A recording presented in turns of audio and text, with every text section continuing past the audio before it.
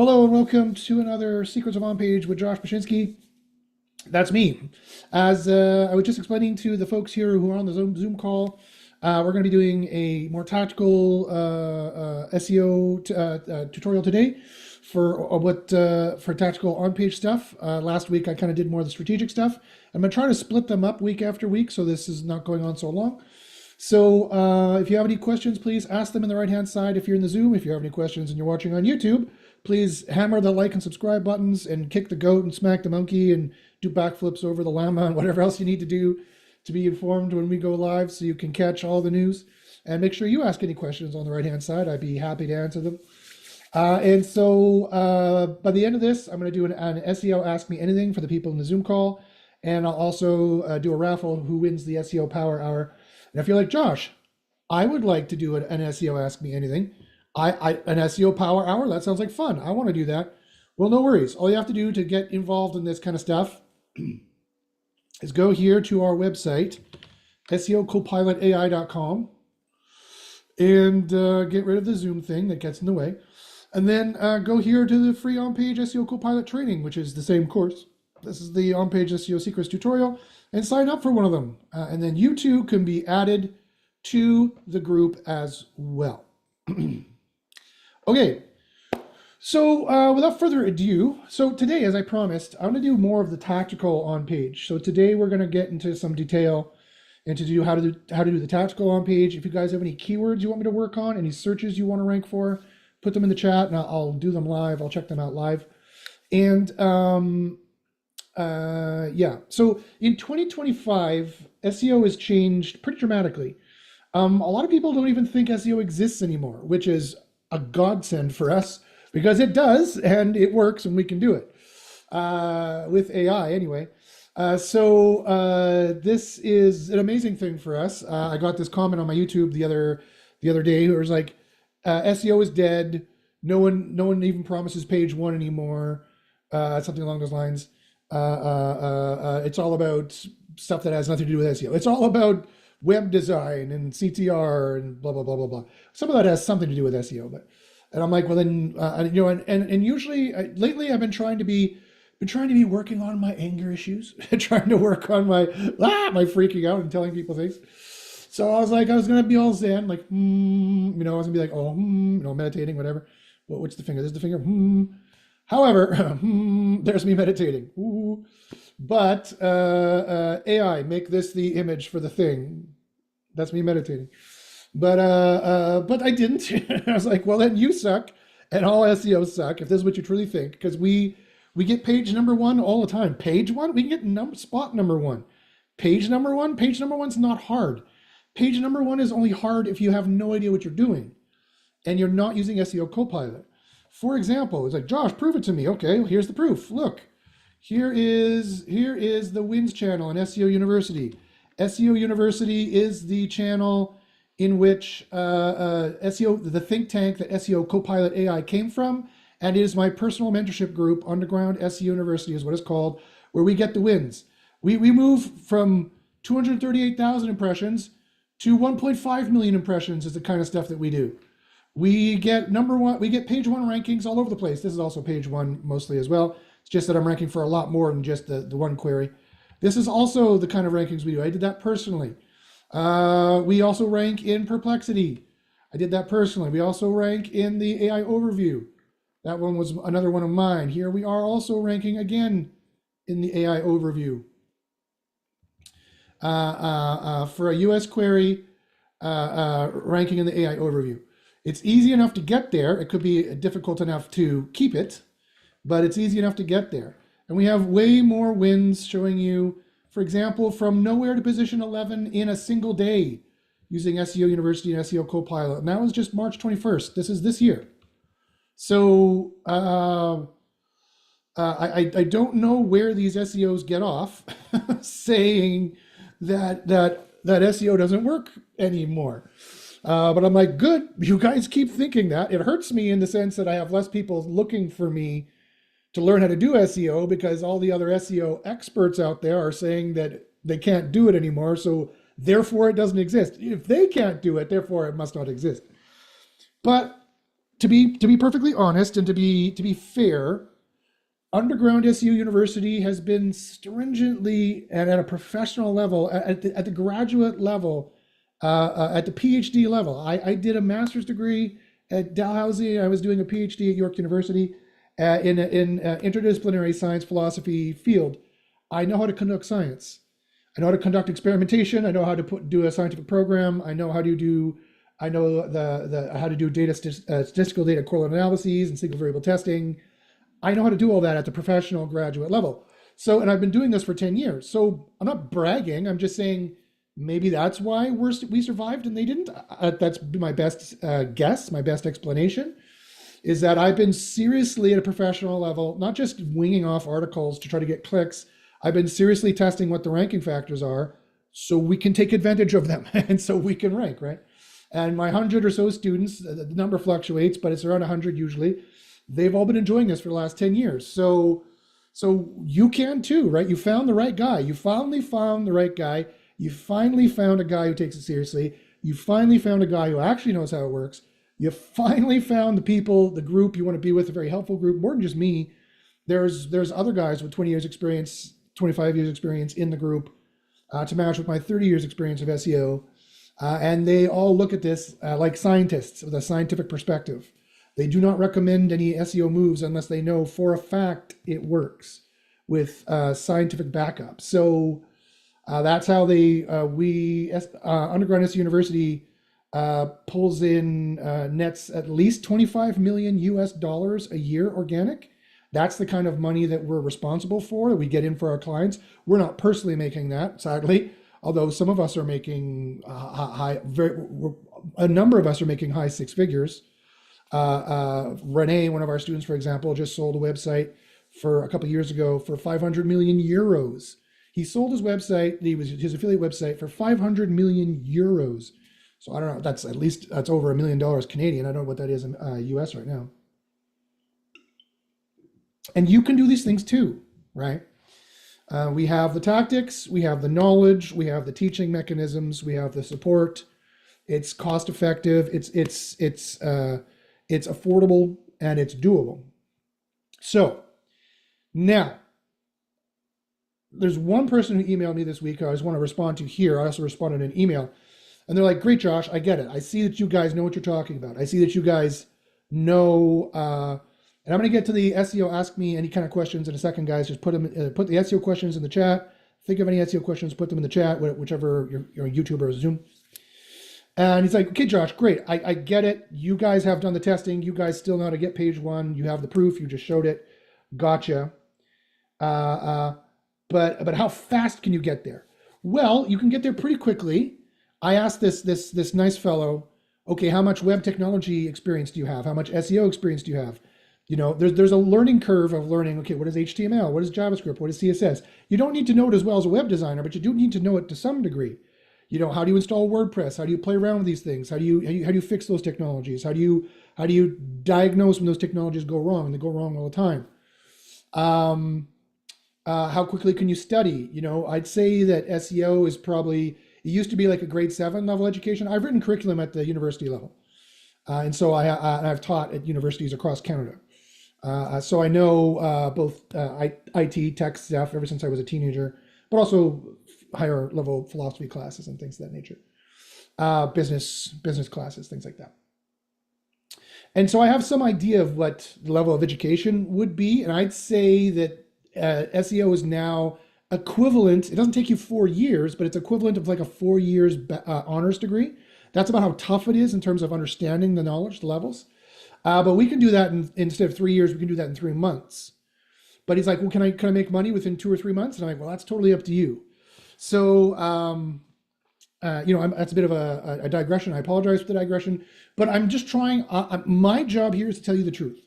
My job here is to tell you exactly what is going on, what the truth is, what you could expect, because that's my job, right?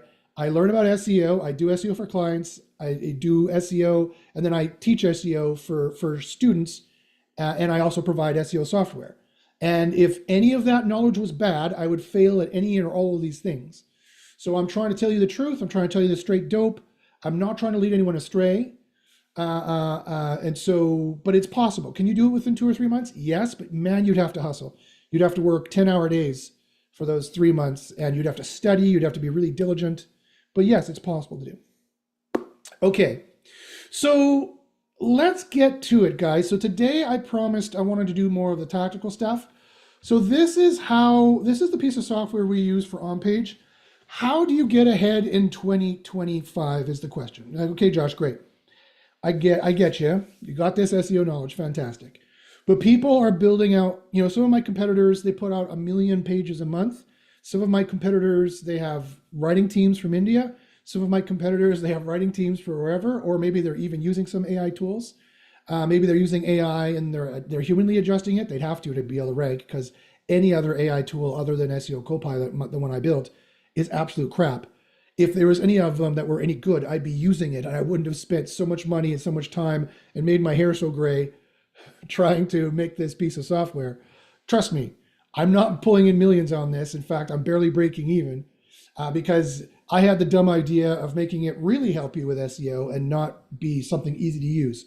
I made it's easy to use, but also does real SEO for you. And it is easy to use. But unlike all the other tools, it has like one SEO score, for example. We break it down to 4 SEO scores. And that's the bare minimum I could break it down to. There should be 20 SEO scores, because there's like 10 to 20 different AIs that give you, that mark a different part of your page for your on-page score. Yes, that's right. There's not just one on-page algorithm. There is like 20 of them working under an umbrella AI agent called RankBrain.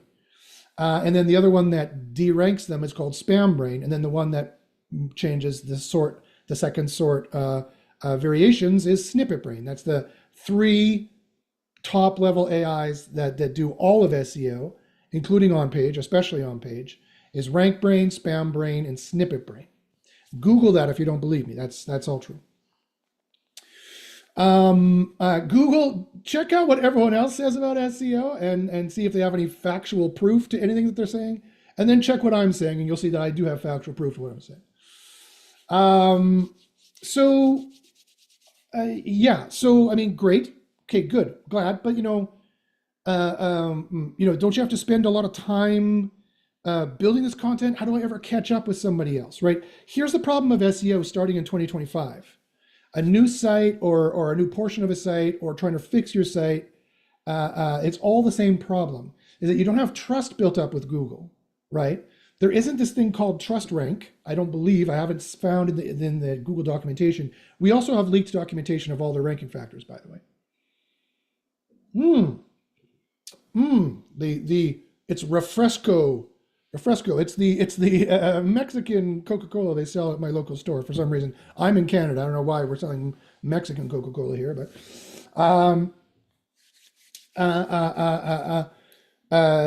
that's the problem, is trust rank, really. And like, how do you catch up to your competitors? How do you catch up to them? How do you stay ahead of them after you catch up? You need to use artificial intelligence to do it. And if like, Josh, okay, what if all the other SEOs are like, okay, well, SEOs don't even promise page 1 anymore.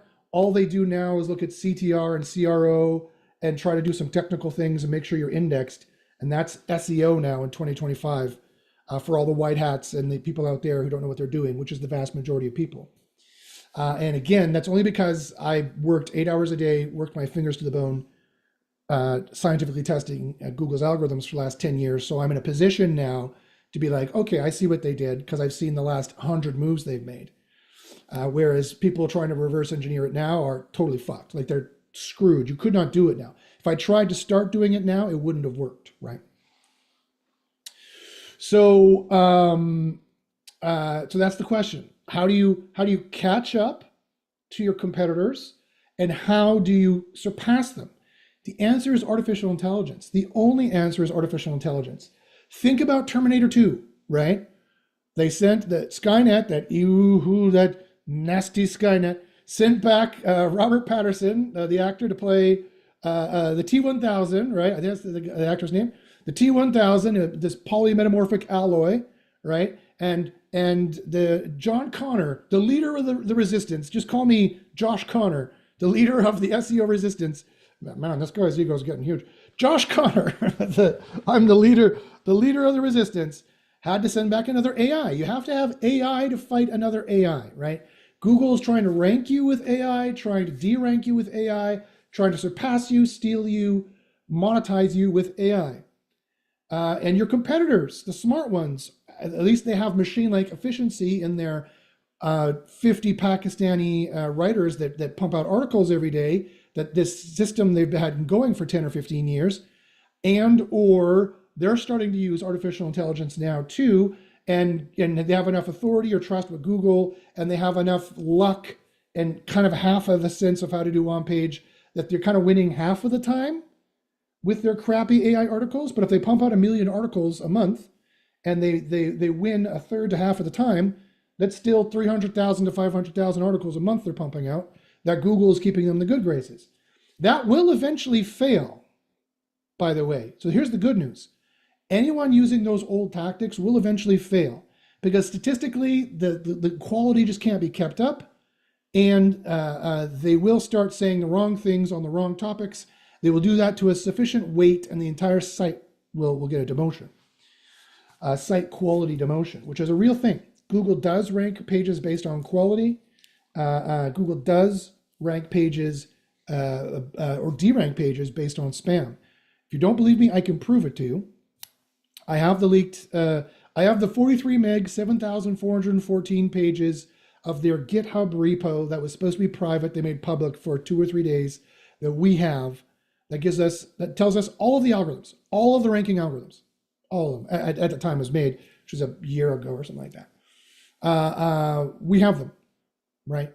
So I could tell you for a fact, there's multiple spam algorithms looking for multiple kinds of spam in multiple kinds of ways. There's multiple quality algorithms looking for multiple kind of quality, multiple kinds of ways. I'm going to show you today how to avoid those spam algorithms and how to please the quality algorithms in the tactical on page. So bringing my initial proviso to a close, guys, you got to use AI. And this is the AI to use. It's the only AI I can endorse because it's the only one that I know is built the correct way. And it's SEO Copilot. We have very, very low pricing. We have very, very cost-effective pricing. Plus, for those people who wait to the end, I have a bunch of coupons and gifts to give out. So wait to the very end, and that's when I'll be giving out all the gifts and the coupons. I'll give it first to the Zoom people as promised because they've signed on to jump in the Zoom. And then if there's any coupons left, I'll put it free on the YouTube, and you guys can fight over it from there. Okay. So, okay, great, Josh. So now that we know that it is possible, SEO is possible, and it definitely is in 2025, you need to use artificial intelligence to both catch up and stay ahead. And you need to use it for all portions of your on-page. Let's dig in now to the on-page. Let's take a quick look at the on-page. Let's dig right in and see, not a quick look, but let's quickly go into and look right now into a tactical on-page and see all the different portions of it. So here is the dashboard for SEO Copilot. Again, if you want to try it out, just go to SEO copilotai.com. Did I type it correctly? Looks like I did. Try it free for 14 days. You see the pricing here is very, very nice. We've just increased the credits by ×5.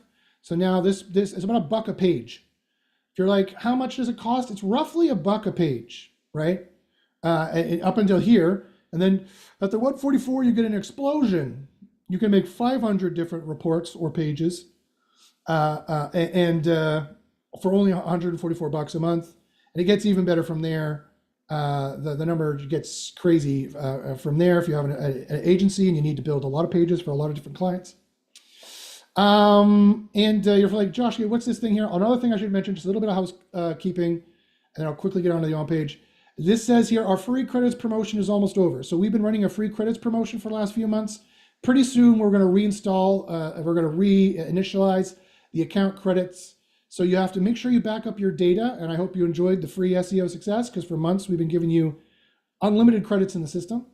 If you have any questions about it, click there and you can see the page. You can see when the data will be deleted based on your account. There is a 50% upgrade to sign on or upgrade your account right now. There's a 50% off, ends today. So make sure you guys click that to try to get 50% off. If that doesn't work for you, let me know. But you're all going to get 5 times the credits. And so that's a really cool thing that's coming up. Anyway, but end sales pitch. So let's get to the tactical SEO. Okay, so here's the thing. And I'm not going to go through all of it. I'm going to go through portions today. But here's the 3 steps of the tactical portions today. So that means I'm going to do step 2 and step 3 today. Last week I did the start. And these are the 3 portions of OnPage. And what they are is, and again, I've been doing SEO for 30 years. So this is the way we've always done it. I think part of the reason why SEOs are having such trouble ranking on page 1 these days, because they forget to do this proper SEO procedure, right? You need to start with finding the ranking opportunities. You need to find where your traffic is high and they're ready to buy. You need to find where it's easier to rank for, it's not so difficult. And also that's where the money is, right? You need to find where the money is online and then try to rank for those queries. And then when you drill down on those queries, you could be like, okay, what do I want to rank for bookkeeping services? So this general idea, you can see which queries make the money and how difficult they are. This is the most important thing in all of OnPage SEO. You cannot start a campaign and expect to win or expect to have any success if you skip this step. You cannot skip this step. Finding the ranking opportunities is the single most important on-page move you do. Here's the first SEO secret from a guy with 30 years experience. Learn from my mistakes. Every single time I've failed massively is because I ignored that step, right? Every single time I've failed massively, and I've failed massively. I've done it for 30 years. Of course, I've failed massively here or there. I've also won more than I've lost. Otherwise, I couldn't do this as a job. No one would be paying me. No students would pay me for the knowledge. No people would pay me for the software. No clients would continue paying me month after month if all I was getting them was losses. But when I have, I told you I'm honest. No, ask any other SEO if they've ever failed. No, I've never lost any rankings ever. Then how come you can't get page 1 anymore? Oh, blah, blah, blah. Clearly lying. Anyway, if you forget everything else I've mentioned today, take this secret as gospel, as the most important secret, like manna from heaven, whoa, raining down upon you. You must do a keyword discovery before every content marketing campaign.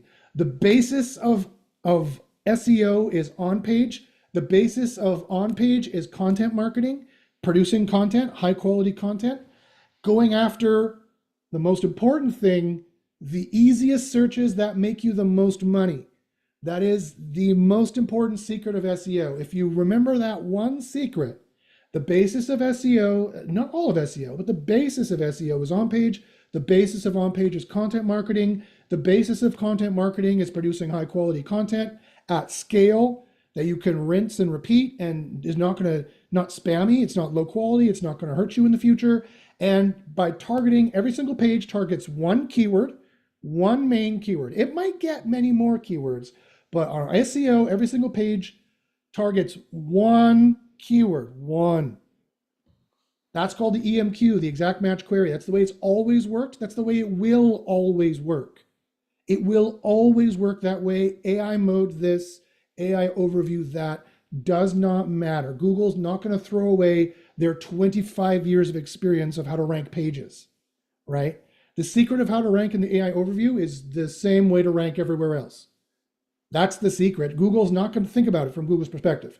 We're going to throw away billions of dollars of research that spent us tens of thousands of hours with thousands of employees, and we're just going to let the AI wing it. I mean, no, never in a million years, right? We know for a fact, because I showed you the proof of how we got there.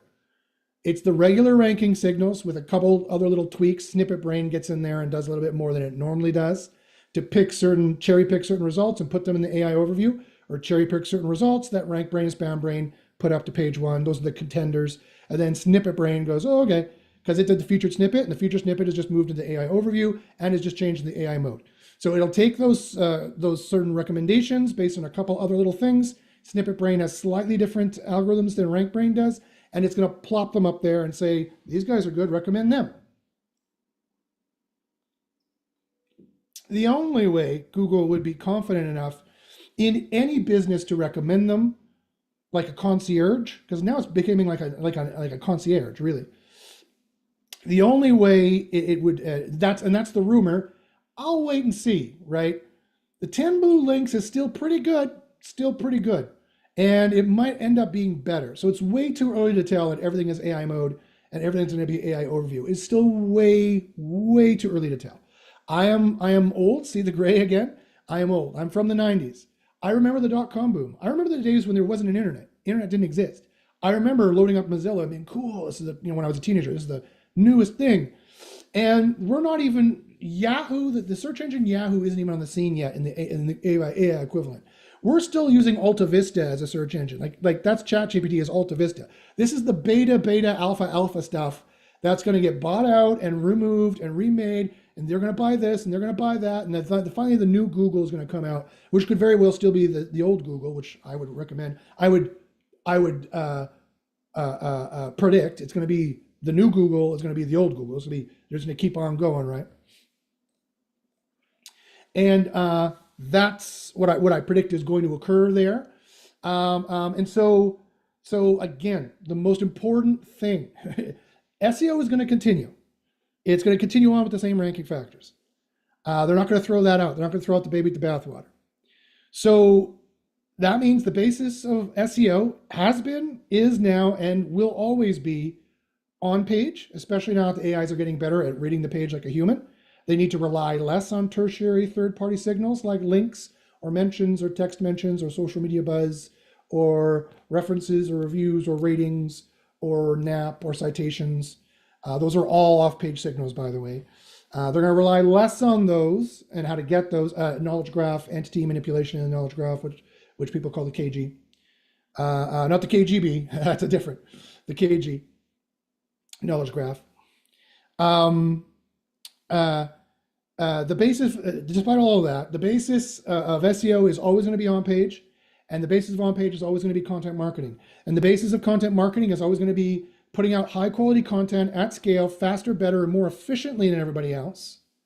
And to do that, and this is the most important thing to remember, doing that properly, you have to look for the keyword opportunities.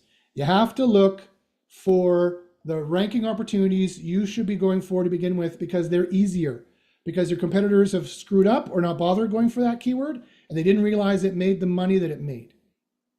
Or it's just easier and you need to build up trust with Google. So that is the most important thing to do. However, am I going to cover that today? No, I'm not covering any of this today. I talk about this almost every time. If you go back Friday after Friday, I spend a good hour talking about this because it's so important. Today, I'm not talking about this. I'm going to skip this step because I went over it a lot last time. Now I'm going to do the tactical on page. What most people think on page is, they forget that this is part of the on page process of finding the ranking opportunities, and they skip right to try to finding the boosting on page keywords. And they do that by all kinds of crazy ways that we're going to talk about today. I'm going to get right into, but that's what I'm going to jump right over this and get to these ones today. Okay, so before I do that, does anyone have any questions? Somebody raised their hand in here. I don't know if they clicked that by accident. If you have any questions, please ask them in the Zoom. Also, let me check the YouTubes and see if anyone's watching on the YouTubes. Yes, we have 5 folks watching here. And Jan is here. Hey, Jan, how you doing? Jan Gerhardt, he's been watching for a while. So he says, Ahrefs has dozens of top developers creating their own software, but why is Copilot better? That's a great question. I think I kind of answered it. So today what I'm going to do, Jan, so as not to make this whole thing a sales pitch, I'm going to answer that at the end. So let me know if you're cool with that. If I answer that at the end, I'm going to add that to my list of stuff to answer. Before I sign off, I'll answer it at the end. So this isn't a giant sales pitch for SEO Copilot. But we are better. The reason is because I took my 30 years experience of how to do SEO, and I also took my 10 years experience. I've also been playing with AI quite a bit because I saw this coming, right? I knew AI was coming. I had advanced academic access. I used my academic credentials to get private beta access to GPT-3 long before it was a twinkle, long before ChatGPT was a twinkle in GPT-3's eye. I was playing with it. I've put hundreds of megabytes of prompts through this. I know how it thinks. I know how it talks. I know how it works. And so I was able to cajole it into to taking out to being an SEO consultant in a box. Really, is what I created, and that's why it's better, because I have more experience and I knew how to do it. And I have science to prove that the SEO we put into it is SEO that will actually help rank you. But I can better show that just for the course of showing the app, and then I can answer that at the end if you still have any questions. Okay, so let's go. John says, yes, sure. Awesome, thanks. So let's then dive right in. So let's dive into Keyword Spy, or quite frankly, how you do competitive research for 2025 SEO and beyond. Whether you're using Keyword Spy or not, doesn't matter. And then Article Builder, how you build articles, and how you would how you make high quality articles and save a huge amount of costs and time. And the only way you can really get ahead in SEO is through OnPage. So let's get to that. Okay. Typically OnPage consists of this. You do a search, then you look at your competitors, right? And you're like, okay, what are they doing? What is there in their title tag? You could look here at the source, and you could be like, okay, do we have a description here?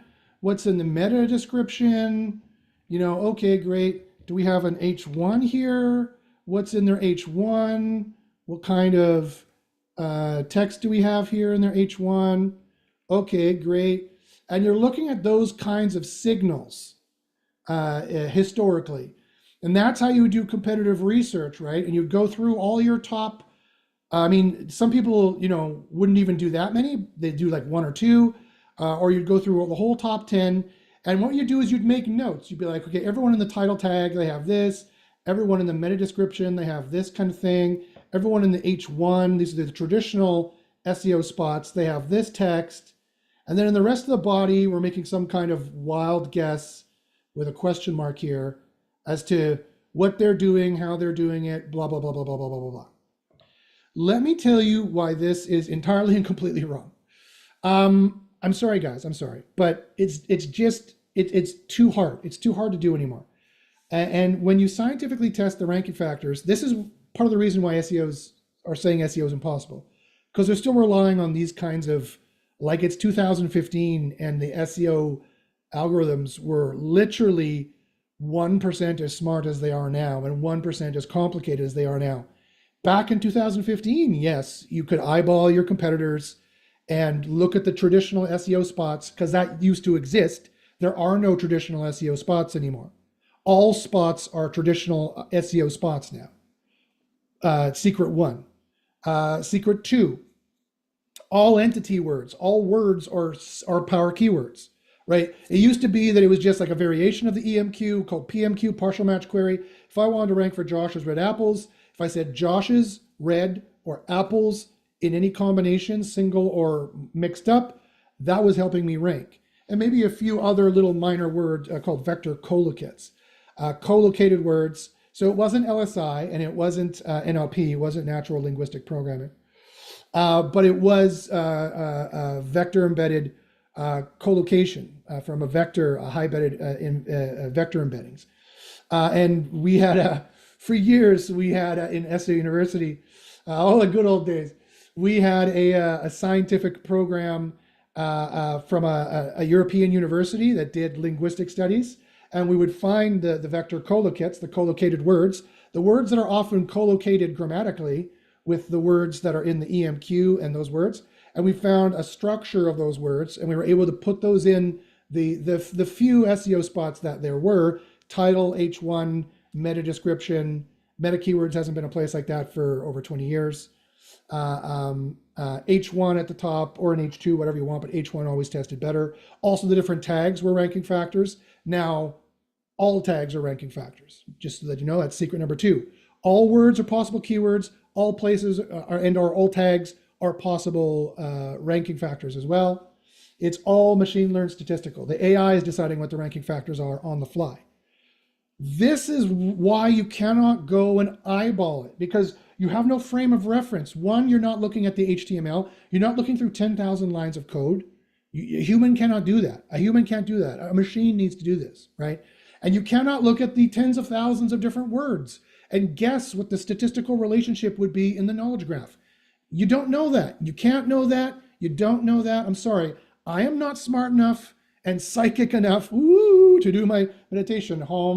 I cannot do this, right? If I cannot do it and I know what to look for, sorry guys, you can't do it either. It just, here's another secret. I've been doing this 30 years and I got a giant ego. I know this. However, I am humble enough to realize even when I'm beat and I can't do this, a human cannot do this, right? It's not possible, right? Whatever you think of me, it doesn't matter. Trust me when I tell you, you are not good enough to eyeball these pages. That is a waste of time. And even if you could, let's just say for the sake of example, that it was even possible to get this even 50% right, which it's not. It is not possible. If it was, we'd be doing it. I would have saved myself hundreds of thousands of dollars and thousands of hours of stress and gray hair. Trust me, I would have done that. It is not possible. But let's just say for the sake of argument, it is. Okay, you got to do that for every single page. You don't do it once and then make it all the same on one site. You got to do that for every single query, for every single page.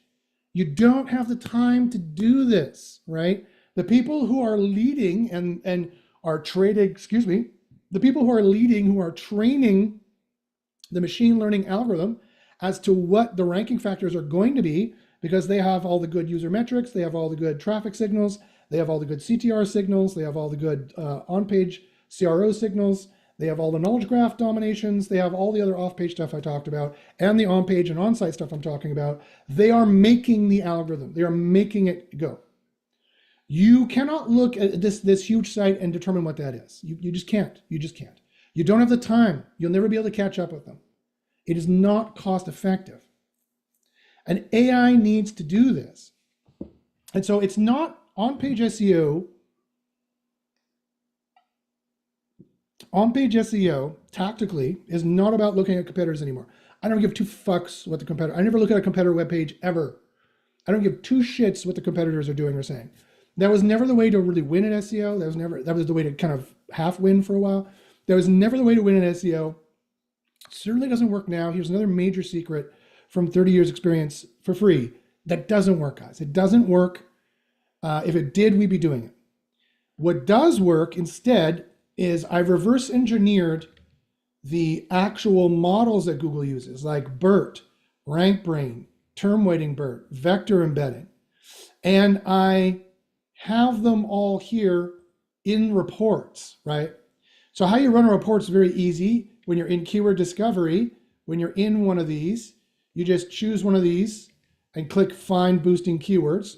Just go find boosting keywords, boom, and it'll run a report for you. And I just like to separate it out by choosing Tuvalu to strip out all of the geolocation and personalization features for that particular IP address that our system uses. Also, you notice that this says it's not recommended. This is not a keyword that you should be going for right off the bat. These people, there's some really big brands here, a lot of big brands. It's dominated by huge brands. And so that's why it's not recommended, even though they don't know how to do SEO. Look at this. Their pages and sites are barely dedicated to this. But I'm not talking about this today. What I'm talking about today is in the reports, looking at kind of the data that you get. Well, you don't really have to do that a lot. You can also go to Keyword Spy and do the same kind of thing here. I could do like, I don't know. Let's do free SEO courses. Again, I'll select Tuvalu to strip out, in a vain attempt to strip out the, and this is also not recommended. It's very hard to rank for. So I shouldn't even bother with this keyword, at least not to start. But anyway, that's besides the point. Go see last week and every week previous. I've talked quite a lot about that. because this is so important. If you choose the wrong keyword to be in, you're going to fail no matter what. So that's why it's important to see what is recommended to rank for. Not this one. Don't start with this one anyway. Not unless you've already got the biggest SEO page ever. And you can start the keywords by report from there. It goes right to reports. And you can see they're running here. Now, I've already run a whole bunch of reports here, right? Let's just dive in here to see what kind of data this gets you. So let's go here for herbs for nerve damage. That's probably a good one. So these reports, we break down the RankBrain test entities and we give them a score. And we also break down RankBrain entities are single words. They also can be bigrams, trigrams, and quadrams. We break this all down, and we break this down also based on your competitors. Now, I want to be very clear. When you're using SEO Copilot, if you're doing it by hand, you definitely need to look at all this. I don't know why you would ever write by hand. You shouldn't be writing by hand. It's just you're not as good as the AI. You're not as consistent as the AI. You're not as far-sighted as the AI. You need a machine to do this. You need a machine to keep track of all these entities. Look how many entities there are. Look at all these entities. And look at the ones that are actually barely helping you, if not helping you at all, such as like these ones down here, like the word schedule or marketing, the entity of complement or I or serious, as opposed to all the ones that are, let me just click on the thing here, click this back, as opposed to all the words up here, which are boosting you. The AI needs to take a look at this, right? So do you really need to pay attention to this when you're using SEO Copilot? No, not at all. All you do is you find the keywords you want to rank for to begin with, then you generate reports. When the report is done, you can take a cursory glance at it. I'm going to show you some other things in here which are interesting, but you just click an article generation and move right to there. Instead of spending 20 hours doing competitive research, you spend 0 hours doing competitive research. We've freed you of that time. It is fantastic. It's wonderful. People should be singing hallelujah. I don't have to look at competitors anymore to make a wild get to make what I have to admit was nothing better than a wild guess on questionable factors that I really were guessing with and didn't know to begin with. Because not because it has nothing to do with you. It has everything to do with there's no way to predict what the AI is going to think as a ranking factor in this regard. So instead of trying to reverse engineer the competitors, what we always should have been doing is we're trying to reverse engineer the algorithms Google uses to rank them. And that's exactly what we did. And we built AI models which replicate how these models work. So another thing you'll notice, which is interesting, because I decided I'd focus on this stuff for today's class, although I normally wouldn't mention any of this because it's not really that important, because again, the AI is doing all this for you. But you notice also another secret, that stop words are in here. And I used to get, I don't get anymore. I used to get people being like, oh, Josh, everyone knows that stop words are removed in SEO. Wrong. Yes, they were removed like 10 or 15 years ago when Google wasn't using artificial natural language processing AIs to do ranking. But now that Google is using natural language AIs to do ranking, what do you think natural language means? It means the stop words, dude. It means that's the difference. And Google already told us this. They admitted this. It's the can I pick up medicine for someone at the pharmacy example.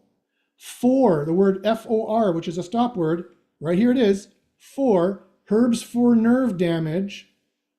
Google is doing extra processing on this, knowing that they're only looking for this that works for this. And this word is crucially important in that relationship. So yes, sorry, the stop words do matter. And now you know why, and the knowledge graph, all these words matter because they all have some level of statistical relationship to this concept. These concepts have some level of statistical relationship. You consider this is a score out of 1 of 10, but you could just multiply by 10 and put a percentage at the back to get an idea of what I think, my AI thinks, the statistical relationship of what these words, some of these ideas are compared to this general idea. Because that's all an entity is an idea. Entity is a fancy computer science word for an idea, concept. So for the concept of herbs for nerve damage, statistically, these concepts are worth that much to it. We have another place where we show you the phrases. That's much more tactical, which I'll show you in a second. So that's how we rebuild your rank brain model for you. Here we rebuild your BERT model for you. Now, what's BERT? BERT was one of the original transformers. It stands for bidirectional encoding representation from transformer. It is the OG transformer. It's older than ChatGPT by far.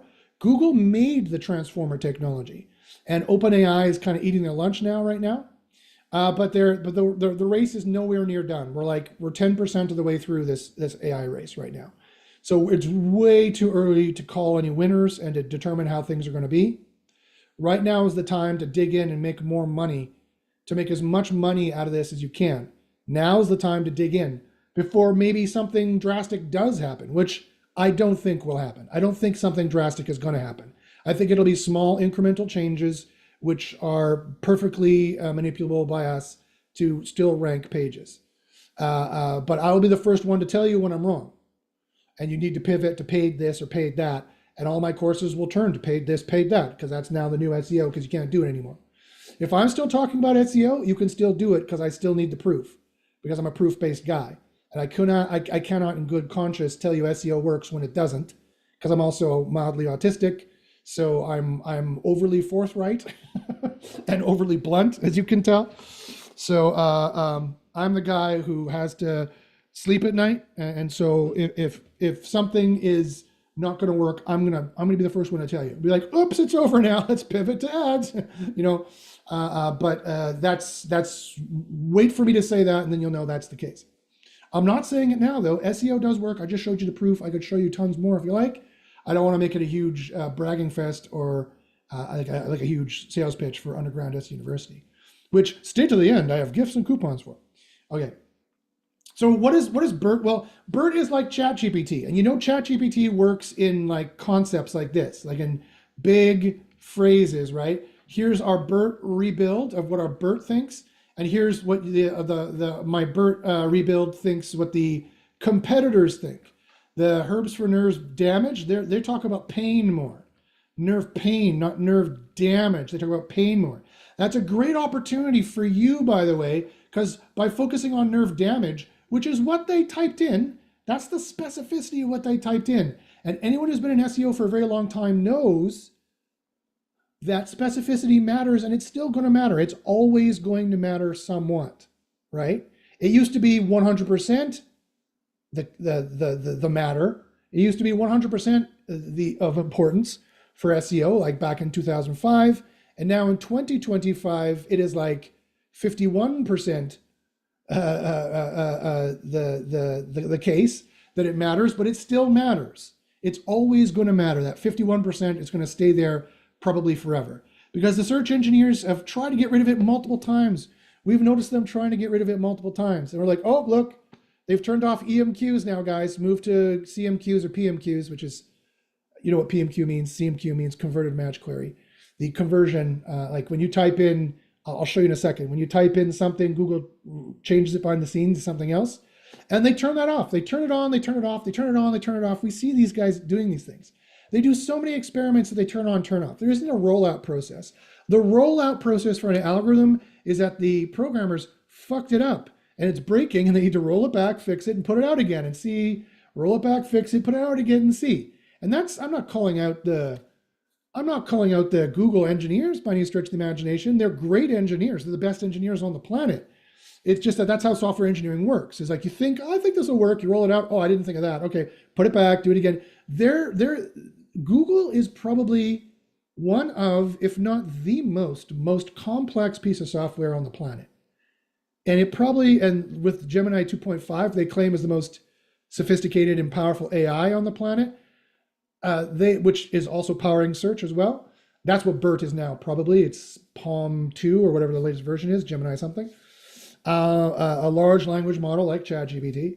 That's what BERT is. That's what a transformer is a large language model. Although you can have transformers. You can have encoding, decoding for other kinds of entities, I believe. But in this case, they're all large language models we're talking about. And they work just like ChatGPT, just in some cases smarter or better or more trained to their environment that's how you say it's better or worse. It's more trained to the environment. And yeah, they do occasionally turn off the EMQ, but it's on right now. It's going to be on for now because we see them keep putting it back. The search engineers at Google are like, nothing for sure tells you that this page online somewhere is the most about herbs for nerve damage, other than it says herbs for nerve damage all over the goddamn place, and then says it in different ways, right? Because this is indeed related, and you could see that's why these guys are ranking and why they went for it, but they would do better if they went for this instead, in the better spots, in the more frequency.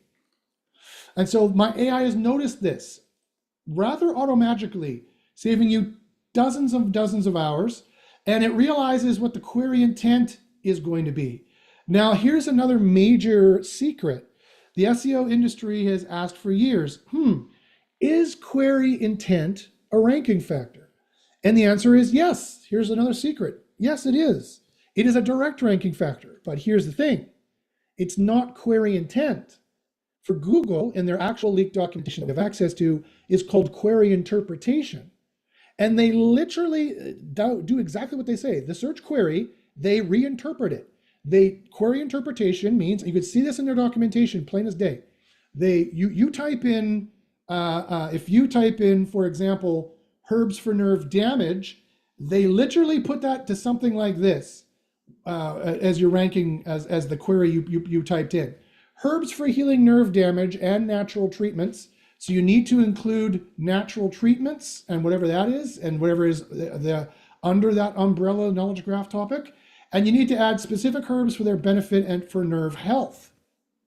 So we need herbs, we need healing, we need damage, we need natural treatments, we need benefits, we need nerve health, and we need specific herbs for nerve health. And not just that we need to say, here's some specific herbs for nerve health, we need to list magically what those actual herbs are.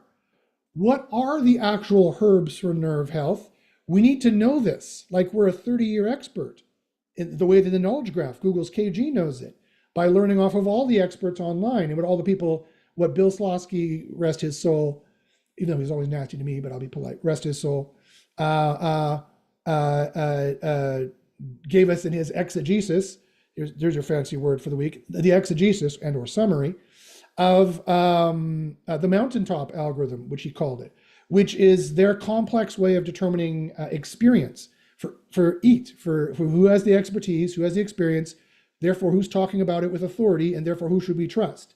That is not, that is a step-by-step as much as it is a concept, right?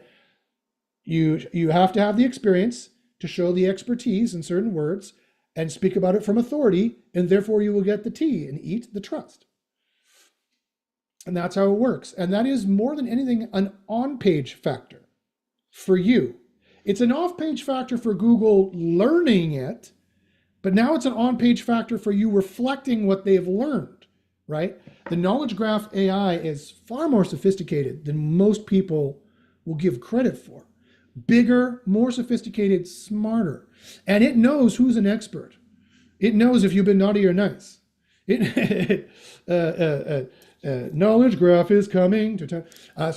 It knows who's an expert. It knows if you've been sleeping. It knows if you're awake. It knows if you have the expertise. It knows if you've been speaking about it, this topic, from a place of authority and saying what everyone else who is also said to be an expert is saying about it.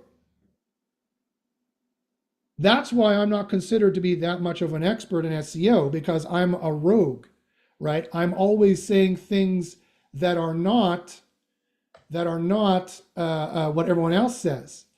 So if you search my name here, Josh Bashinsky, I'll fake a Google query here for you. Josh Bashinsky, they know I'm synonymous with search engine optimization. And as you can see here, I know very well how to manipulate the knowledge graph and get all of my puke up here, getting all of my puke up here for the Josh Bashinsky entity, which they know very well who that is, right? And they know my socials. They know all these things, right? This used to be my website for the mentorship group, but I haven't updated this in years. It probably doesn't even work anymore. So this is not correct anymore. So just email me if you have any questions about Underground SEO University. Here's another one of my students who made a lot of money. He's the CEO of his company now. Here's another student who made a lot of money in my group. He's the CEO of his own company now. This all works. Okay, yeah, anyway, blah, blah, blah, blah, blah, blah, blah. So despite the fact that the knowledge graph knows that I am synonymous with search engine optimization, between you and me, actually, the way I faked this, the way I black hatted that into existence, let me put it that way, is totally different than the stuff I'm talking about now for EAT, right? And so let's get back to the point here. So if you're trying to rank for herbs for nerve damage, you not only do you need to say there are specific herbs that will benefit your nerve health, because those entities are important. And how would you ever have guessed that by looking at the page? Impossible. You would have to be an expert. And think about it from Google's perspective. They only want to rank experts, right? They don't want to rank you. They want to rank someone who's been doing this 30 years. And you probably haven't been doing this for 30 years. And even if you have, you may not talk about it in the way the academics talk about it, because that's who they think the real experts are, because they're biased, because they're a bunch of academics too, right?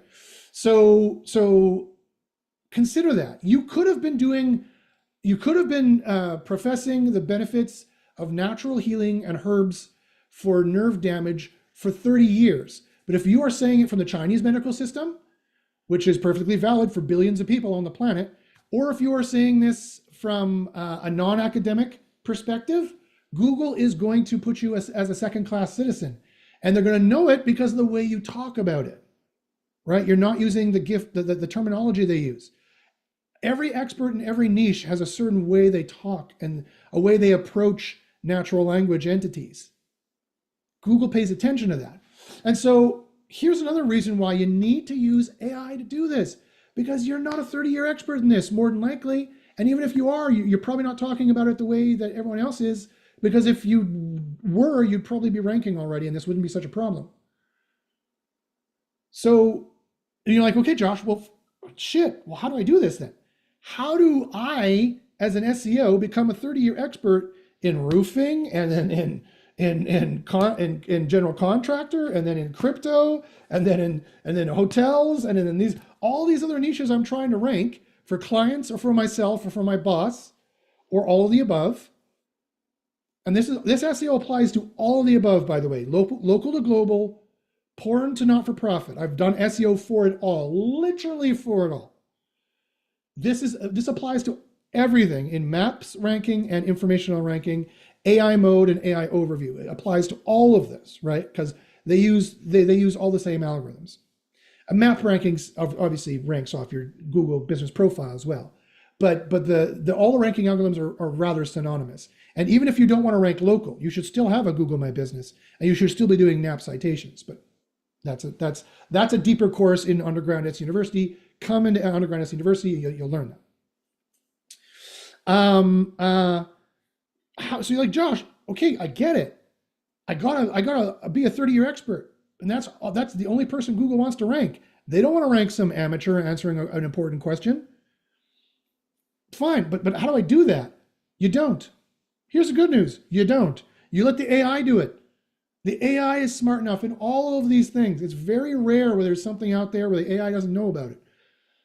You let the AI write about it, and the AI will talk about it in the way the experts talk about it. So when it tells you here in your query interpretation, that I just called query intent because my system is already hard enough for other people coming into SEO to understand. So I'm trying to use familiar phrases like query intent, even though between you and me, this has nothing to do with query intent. Query intent is a very different off-page factor that you will learn about in Underground when you join SEO University. But I called it query intent here because that's what everyone else calls it, even though for OnPage, technically, and in the group, we always use Google terminology when we can, and it's called query interpretation. Google reinterprets your query of herbs for nerve damage to being a search for this.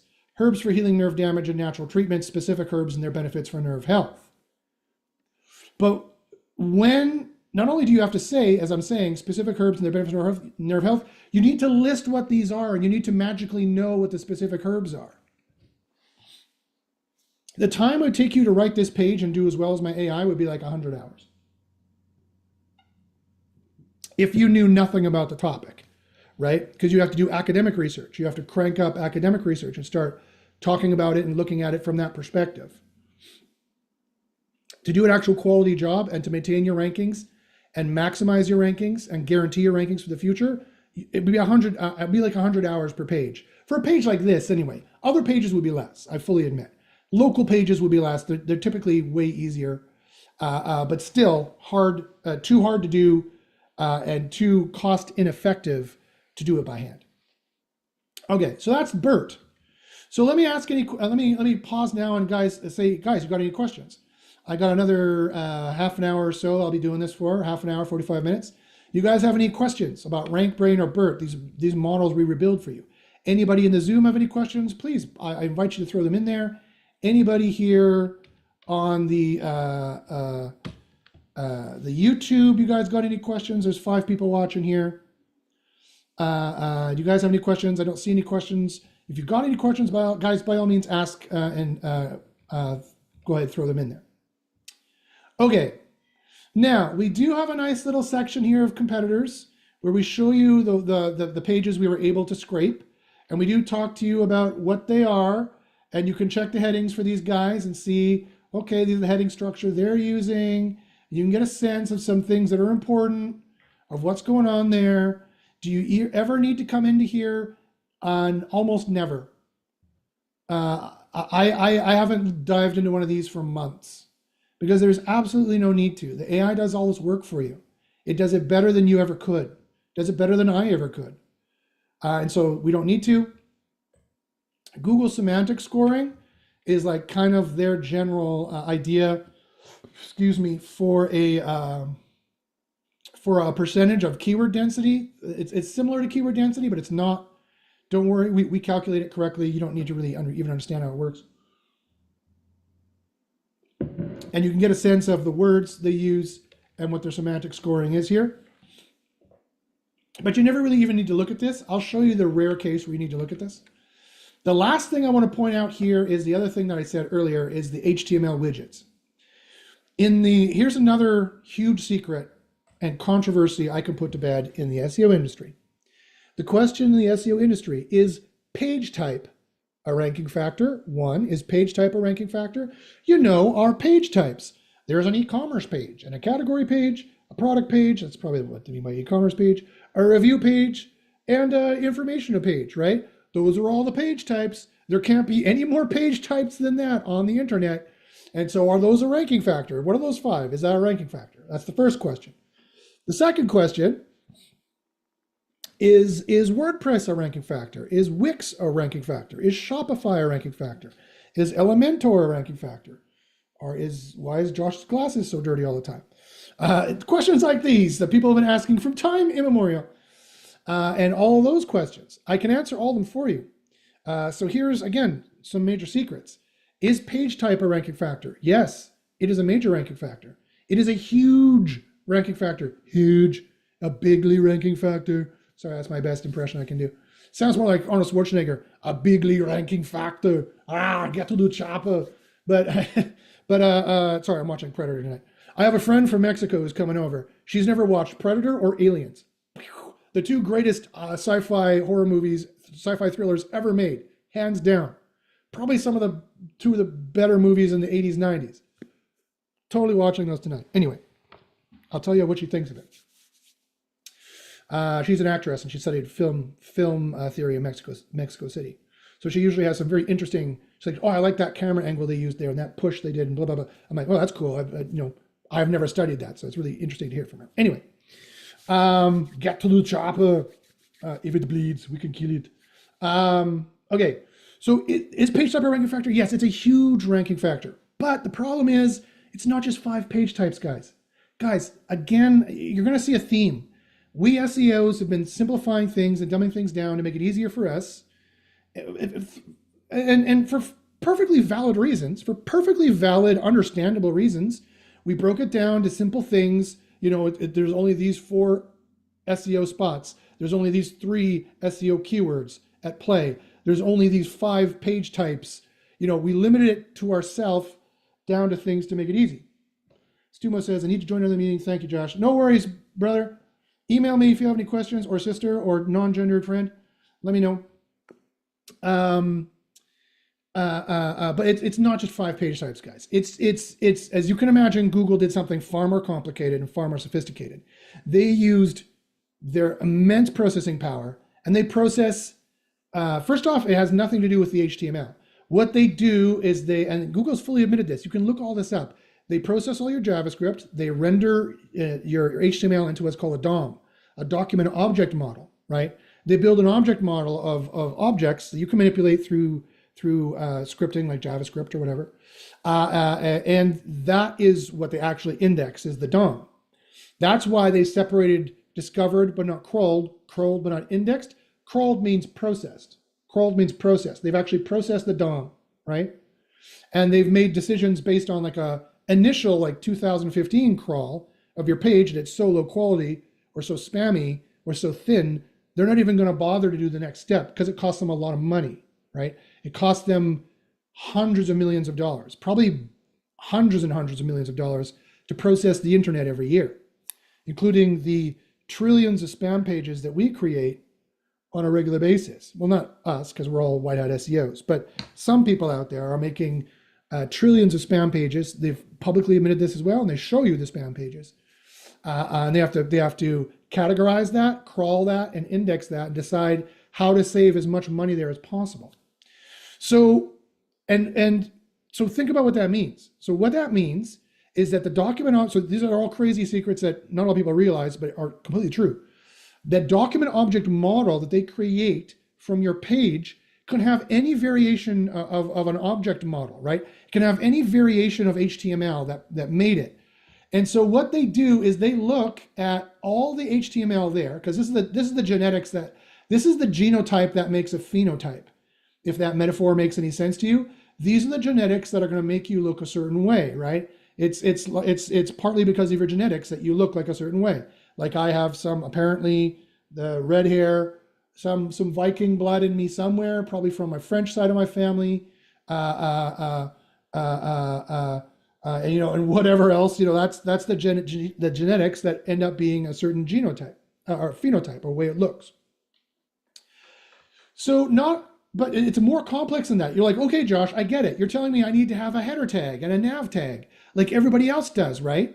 And it's an amalgamation of that. First off, it's not an average, it's a vector. So it's not just the on average what everyone trying to go, the top 10 trying to go for this keyword is.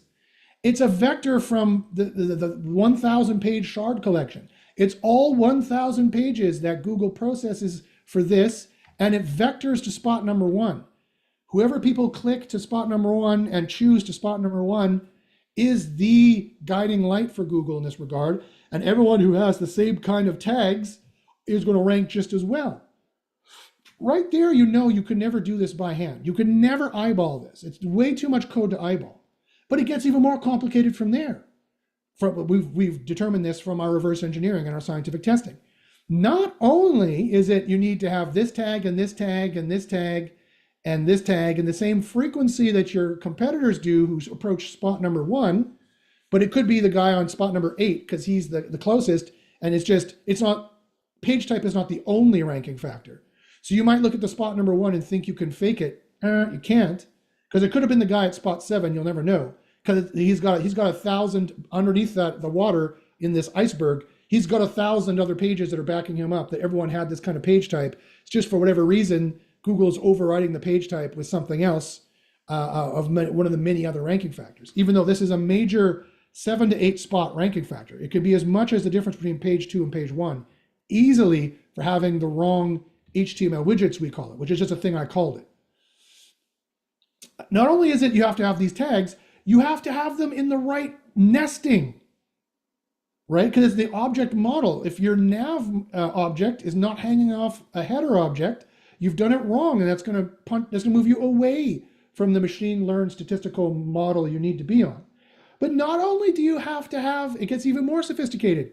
And we've scientifically tested all this.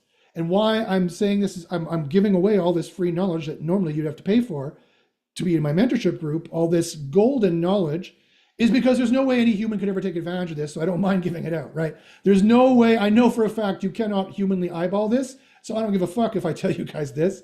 These are not secrets that I need to protect necessarily, because there's no way you could take advantage of it without using my tool. It's not only that you need to have a certain element nested in another element. You need to have a certain element property, or what is in HTML called an attribute. And that attribute needs to have a certain value. And that's the value that all of the amalgamation or the vectorization of the winners in that niche have. And it needs to all be in order, right? To make them right object model when Google processes this. So think about that. So I've just answered both the question, is page type a ranking factor? Yes, but it's far more sophisticated than just 5 page types. There's infinite types of page types. It could be a quasi-category review page. It could be a quasi-information page with a video embed. It could be, maybe should have footer tags. Maybe it shouldn't have footer tags. It's always different for different things, right? So not only have I shown and explained how page type is a ranking factor, but now you know how WordPress and Elementor and stuff like that, and Shopify and Wix and all those guys are ranking factors too, because they continuously drop all kind of HTML droppings into your code, including the Yoast SEO plugin and stuff like that. They're always dropping in attributes and values. Here's WordPress singular. See? Here's a WordPress class that it picked up from somewhere that a lot of people were using here apparently, because it was statistically used enough. Here's an ARIA label, which is often put in there as well. What is ARIA?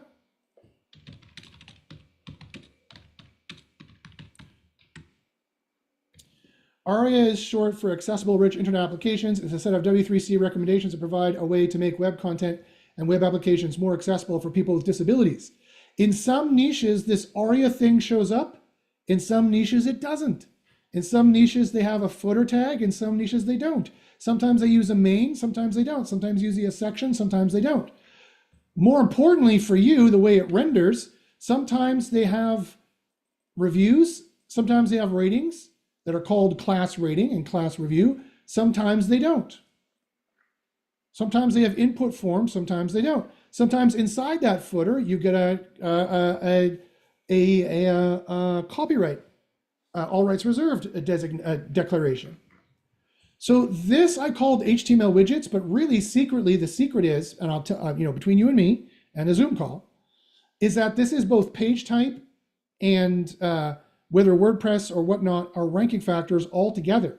And yes, it will hurt your rankings the further you are away from this. We try to show you what your content piece should look like, but you're going to have more stuff before your content piece, right? Here's the header. This is the kind of header you should be using. It's going to be different than this thing. We're trying to kind of do as best job we can. So here you could look at this, you could dig in a bit more, and you could change your templates to be a little bit more like everybody else. But when it comes down to it, here is the different kind of stuff you need. The HTML widgets you need this contact widget. You need these ratings. You need these reviews. Here's another pro tip for you. I don't know if the FTC in the US still exists. It's probably been doged. So who knows if it still exists or if they would ever prosecute this. I'm not a lawyer, can't give legal advice. I'm also nonpartisan. I don't give two shits about politics, generally speaking. Not for the purposes of this anyway. But last time I had heard, the FTC had made it illegal to have AI-generated testimonials and reviews and ratings. So I highly recommend you do not use AI-generated reviews, ratings, and testimonials. I highly recommend, and I'll show you how to do this in a second, that you make my AI use real testimonials, real ratings, and real reviews. That's what I recommend. Okay, so that's all of the report section. So that's fantastic.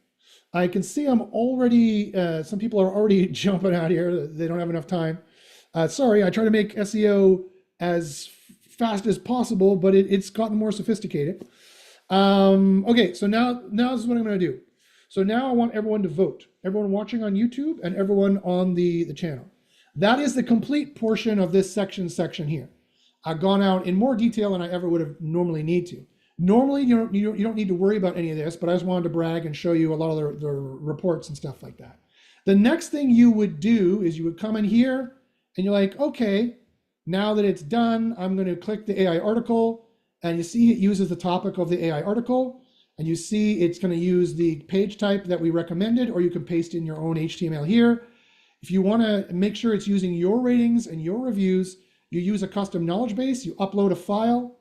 The custom knowledge base is a whatever.txt file that has clear, comprehensive instructions of how to write. It's like a writer's brief for my AI, my very complex AI. It's not just a single prompt, it's very complicated of how it writes. And this is like this is the whole file. You'd say, use this author profile, write about this product. Here it is. Here's how many stars it has. Here's the key points. Here's my real testimonials that I've actually acquired. Use these, please. And that's how you would get it to write the content, and you would just say, go. Then the AI article would generate. That's how you use SEO Copilot. It's very easy. Once you've done this, you need to check the article, and you need to make sure the scores are all in the green. These scores, 2 are in the red, 2 are in the green, and if you want, this is what you're voting on now. Do you want me to continue on about this article and show you how to finish off the on-page process and show you how to get these scores in the green? Or do you want to move to an Ask Me Anything kind of free fire SEO session, free fire SEO question and answer right now? So there is still 4 people here in the Zoom, and there was 5 people on YouTube last time I checked watching. Vote now. The next votes, the votes I get in the next minute or 30 seconds will determine what I will do. Because like I said, I got to go before noon, which is in 38 minutes. So I want to make sure I have enough time to answer everyone's question as well. So it's up to you. I do this every Friday. I can cover any of this any Friday. If you go back on other Fridays, I've covered a million times how to get those scores in the green. Just zip to the end of any video, not last week, but every week before that, and you'll see how to get it in the green. Also, I have plenty of tutorials how to get the scores in the green. If you want me to show you how to do that now, I'm more than happy to do that. I said I do tactical SEO. That's as tactical as SEO gets, tactical on-page gets. Dawn has voted how to get the scores in the green. Okie dokie. As anybody else, let me check here on the YouTubes. Anybody else have any questions? And reverse redaction says, keep telling us about getting those scores higher out of the red. Okay, well, there you go. We've got two votes right now. I'm happy to do that then. Okie dokie, so let's do it. Alrighty, so let us go here. So, like I said, you can generate the article from any place. Let me go over quickly again what this does. This is using the BERT topic, the query intent that we determined. You can also go back here and give it extra instructions if you like. You can do that there. This is the page type. This is where we use the HTML that it detected. You can paste in your own HTML, or you can give it instructions here, like make a long form skyscraper page, if that's what you want to do. I don't recommend you do that. I don't recommend you do anything like this. I recommend you leave what was here. There's a reason why I had my AI do that. But people have been complaining, you know, I don't like its sales voice. I don't like the way it talks this or that. Fine, you can give it other instructions to write from the first person, write from this person's perspective in the custom knowledge base, the ckb.txt. You upload it, and again, you give it these kinds of instructions. Use this author profile. This is all in one file, by the way. Use all this, use these testimonials, and these real testimonials. You can even link back to where the testimonials came from here, which would be a good idea. and you say go. It takes about 20 minutes, then it's done. Okay. Sometimes it likes putting a conclusion kind of in the middle. So I'm going to get rid of that, but that's fine. Now, this is where the AI does a 90% good job, 90% of the time, doing 90% of what you need. Now, this is the last place where, as a human being, you need to, and depending on your client, you have to, you are legally obligated to have a pair of human eyes on this and editing it, especially if you work for lawyers, right? Because lawyers care about getting sued all the time. You need to be very careful about what you're saying, whether an AI wrote it or not. My high quality AI writer, HQA 2.1 beta, is it's like the second version now, second or third version actually, of my AI writer. It's a very complex, what's called an AI agent, which means it has multiple AIs working underneath it to work kind of like a writing team to generate this content. The other portions of the page, I'll get to that in a second. Okay, so so here's the article here, and you can see when you look at the code, it's using a bunch of the code that existed that you needed in the page type. If it's not close enough to the page type, you can get it to do it again. If you really want to reinforce it, you can go back here. You can go to the page type. You can copy and paste this. You can literally take this. If you're like, I want it closer to the page type, please. Take this, go back here, go generate article, and paste that in here.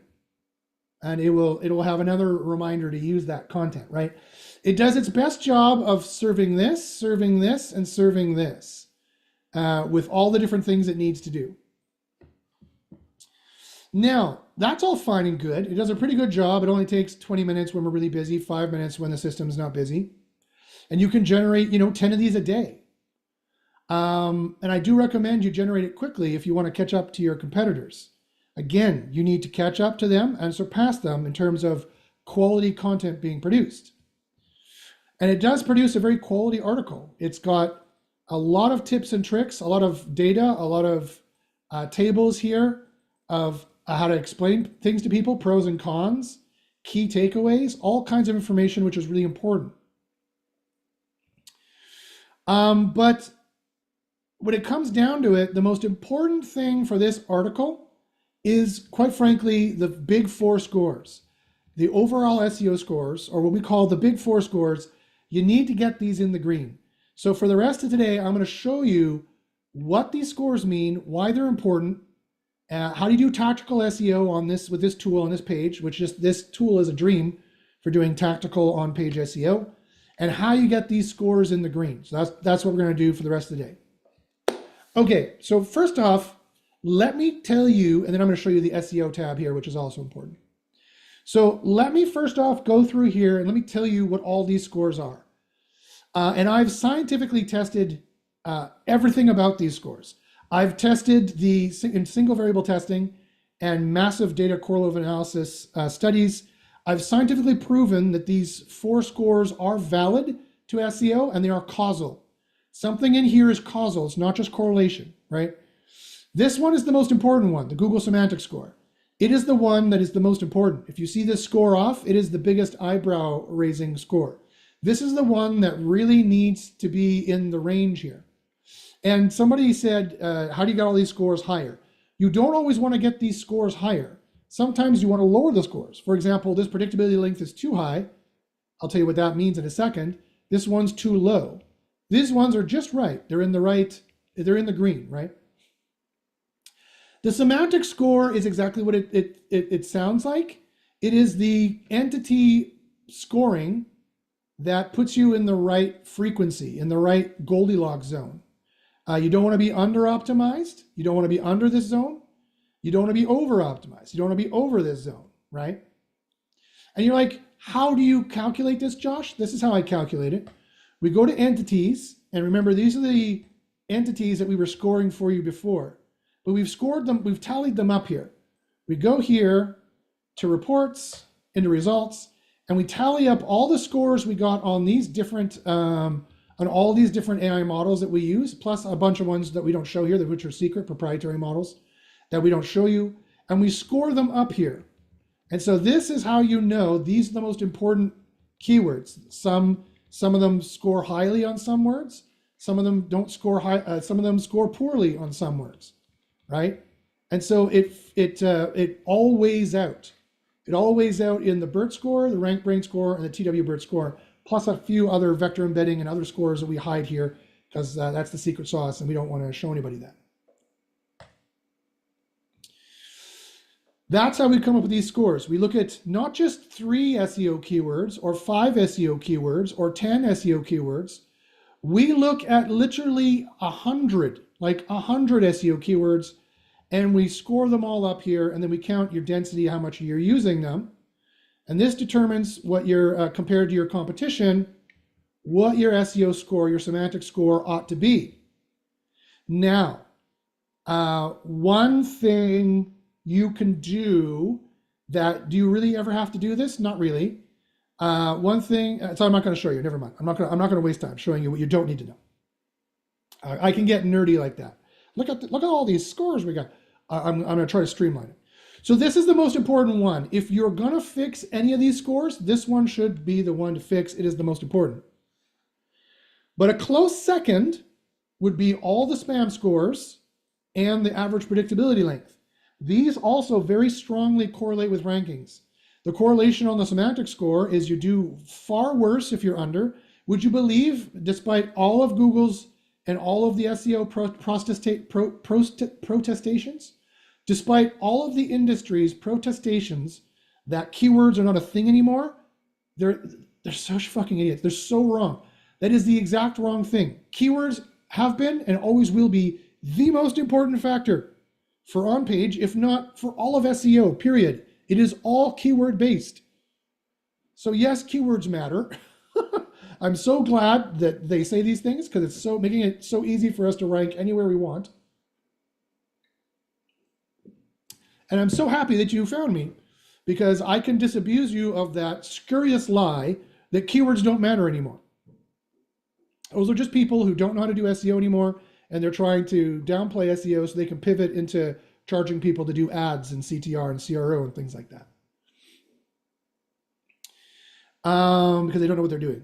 And at least they're honest now and realize they have no idea what they're doing. They're not lying that they know how to rank you. Now they're lying that it's impossible to rank. The lie is shifted, but it's a less scurrious lie anyway than I know how to rank you. Pay me $2,000 a month and throw that money away, and I have no idea what I'm doing. That's what they used to be doing. Now they're like SEO is impossible. Pay me, and for them it is. So it's not a lie because they have no idea what they're doing, and they haven't tested it for 10 years, and that's why they don't know. They're like, pay me $2,000 a month, and I'll fix your CTR and your CRO. Well, that's worth fixing. So at least you're paying. It's not worth $2,000 a month, but it's at least they're doing something useful at that point. But anyway, under optimization is the worst thing you could do here. You can be at 62, or you could even be slightly over 65. I'd go as high as 67 here, and that would still be perfectly correlative with spot number 1 rankings. You'd be perfectly fine. For the average predictability length and the spam score, which are the second most very closely correlated under this score, are these two scores. Spam, all the spam scores, all these spam scores here of the URL, title, description, the H1, and the body content, but also the average predictability length. What does average predictability length mean? Average predictability length is the average number of tokens you're allowed in a row before Google sees this as low quality, business basic, low quality writing, low quality content of the kind that the AI or a low quality human writer would produce. Here's another huge controversy. People in the industry are like, AI content doesn't rank. Wrong. It ranks just fine. Low quality content doesn't rank. And it doesn't matter who wrote it. If an AI wrote it to be low quality, or if a human wrote it to be low quality, it doesn't matter. This score tracks both. It's also a duplicate content sensor as well. The score will be way off if it's duplicate content. So this needs to be 4.1 to 4.13. So you're only 0.16 higher. It does highly correlate with spot 1 to 5 rankings. The higher this number is in English, statistically, very strongly, the worse you're going to rank. And so what this means is you're allowed, what is a token? A token is a word piece. So fluid would be a token, filled might be 1 token, sax is a token, commonly is 2 tokens probably, calm, and then only would be 2 tokens for a word piece. You're allowed 1, 2, 3, 4.1. You're allowed that many tokens in a row on average per sentence, 4.13, about that much, in a row, per sentence, in a row. It's like flipping a coin. It's like if you guys watched that Isaac Asimov sci-fi they got going on now, where the guy's flipping the coin and she's guessing every time. That's how Google can tell you have low quality AI content, because you used in a row 4 times or more on average per sentence the exact word pieces that any AI would use. It's the first choice an AI would put. And that's because AI writing has been based off of low quality internet writing. And low quality internet writing is the exact kind of writing that Google doesn't want to rank. They want to rank expert writing. So this highly correlates with rankings. That's exactly how it works. And if I'm in a hurry, could I go with this score? This score is fine. If I went with this score in a hurry, this would be fine. If I try to index this page as is, it could very well rank on page 3, and then I could circle back around and fix it later if I was going quickly and trying to build up pages on my site. I could do 20 of these a day and then come back after a few months and see which pages Google likes, which ones they don't, and then fix the on page of what I'm showing you here. Or if you're more squeamish and you want to do more surgical SEO, you can do that too. So you can get this into green. You have to bring this down by about 0.1. Is where you need to get it down to. And then it would be 4.16 or 4.13. That'd be close enough. This is probably close enough as it is. As long as this is in the 4.2, 4.3 range, it's probably fine. But with both of these in the red, the more red, the more you're dead, right? So one of them in the red and just barely off is not such a big deal. But having 2 in the red is a big deal, and I would probably try to fix that.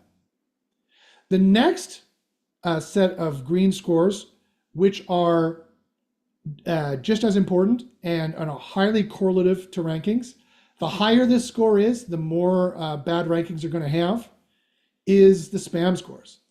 So I have spam scores, comprehensive 30-year experience spam scores with scientific testing to prove that this is what spam really is, of what you're allowed to say in these areas of the URL, the title, H1. Now you notice it's got a very high spam score. It's got a 50% spam score. That's why it's being listed here. But you're like, it's still green. Why is that? It's still green because look at the competitors. The competitors on average are 70%. That means they're mentioning all kinds of hot keywords like herbs and/or and/or breasts and/or cysts or some combination. And you can check that here and be like, oh yeah, look, they're mentioning 1.83 of the words in the H1, 2.67 of the words in the H2. Wow, they're mentioning all 4 words in the H3s. So they do mention it a lot in there, and that's why this score is so high. And that's why you want this score to be as high as possible without being red, right? You need to match the aggressiveness of your competitors. There is no, it's like time is relative. Over optimization is relative. There is no objective time in the universe, just apparently according to Einstein, and according to movies like Interstellar, so that must make it true. And there is no objective spam score. It's not a rule of thumb you can follow anymore. It differs per query space. If these guys are really aggressive here, then you can be really aggressive, and I'm not surprised they are, because this is a heavily monetized query in the natural health herbal supplement fields, which make a lot of money online and have a lot of black hat SEO, and I've worked in it for years, so I can tell you this with complete experience, veteran assurity, that this is a black hat niche that makes money. And so I'm not at all surprised to see them using it like crazy in the in the heading tags, which means I'm not surprised at all to see the spam thresholds for this are quite elevated. So not only can you go up to 70% spam score, you should go up to 70% spam score. That means you need to be mentioning the these actual entities a fair amount in here. And you are. And it's pretty high. So I leave it alone. It's fine. And the 10% here for the body spam score is probably good too. So you need to be stuffing in keywords a little bit to these frequencies of what it tells you need to do, but not so much that you're saying it too much. My spam score will guide you. You need to read what it says, right? If you wanted to fix this, although you don't need to fix anything, but if you wanted to, because this is fine, it's still in the green. But if you wanted to fix this, you need to read what it says here because it gives you hints. I can't totally give away the science behind this, but I give you all the hints that you need, right? It says you're not repeating the EMQ directly, and so you can read in between the lines that obviously that would be bad, which is a positive aspect. It addresses a likely query intent by focusing on breast cysts and introducing the concept of natural remedies, which could imply the usage of herbs. However, the H1 is somewhat vague and could benefit from being more specific about the connection to herbs. It does serve the primary query intent, but misses an opportunity to directly convey that the remedies being discussed here are herbal.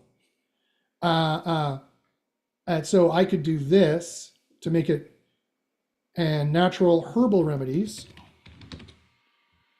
I could do that, right? And then I would save it.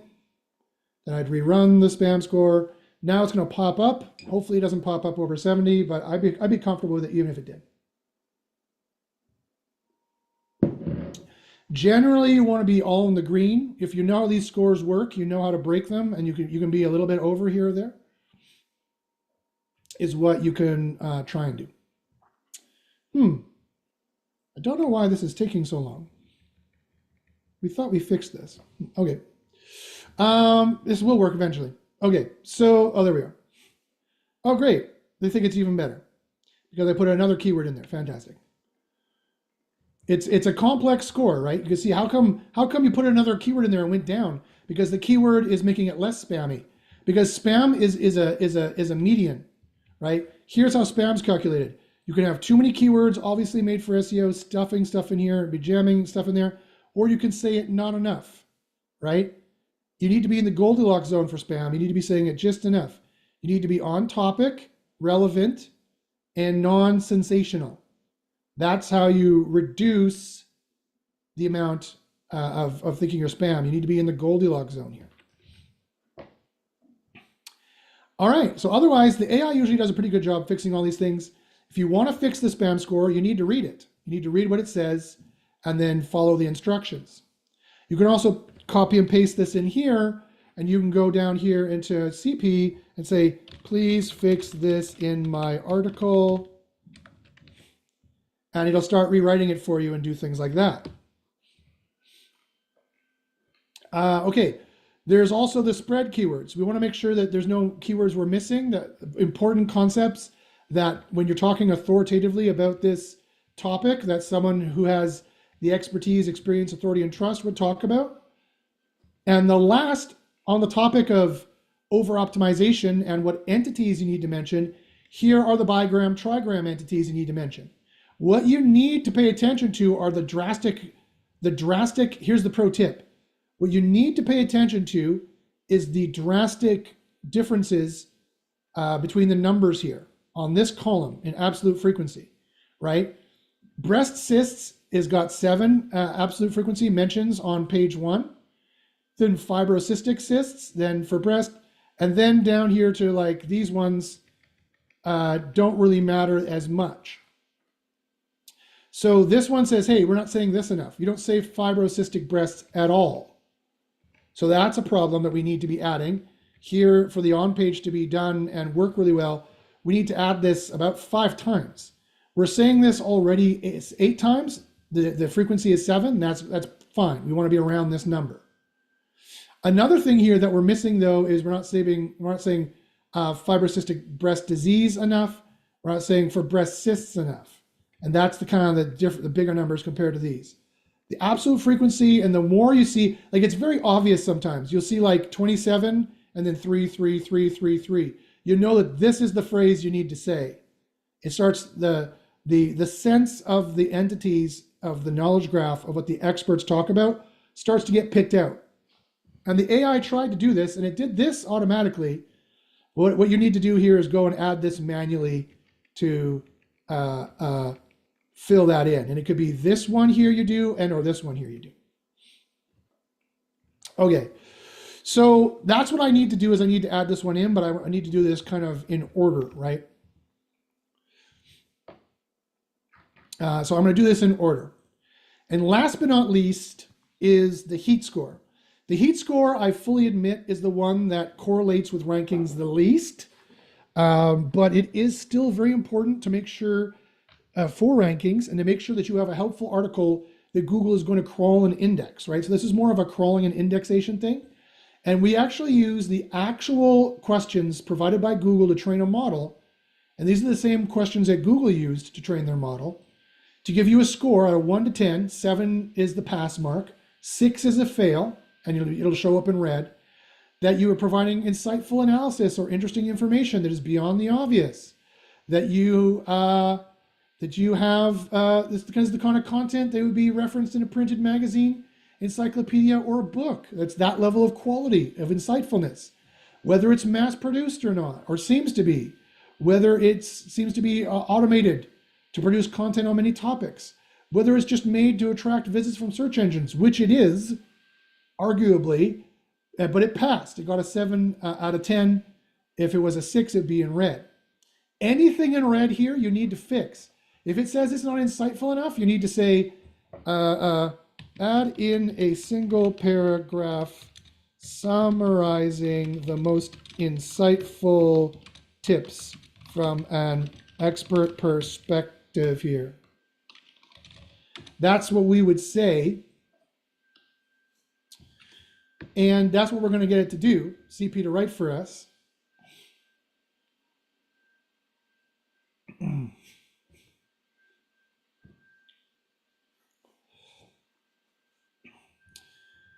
And it'll write it for us here, blah, blah, blah, blah, blah, blah, blah, blah, boom. Okay.